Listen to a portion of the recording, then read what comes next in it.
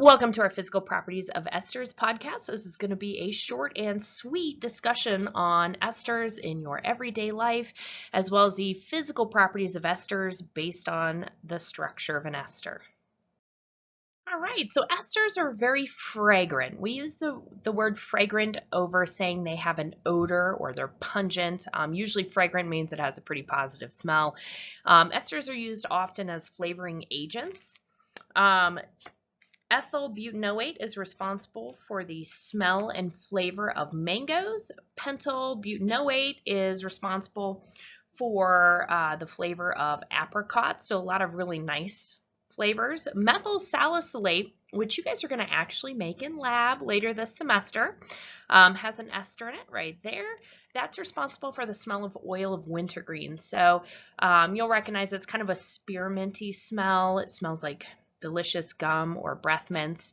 Aspirin is also an ester of salicylic acid. Here's our ester, and we talked about aspirin when we had our carboxylic acids podcast, but that also has an ester in it. And of course, who can forget what made the 70s possible? Polyester is a polymer that has multiple esters in it as well, and that's used as a wrinkle-free clothing option. It's amazing. Small carbon chain esters are considered soluble in water. They have a dipole moment on their carbonyl, and that's going to create that slight negative charge that will interact with the slight positive charge that we have on our hydrogen in a water molecule.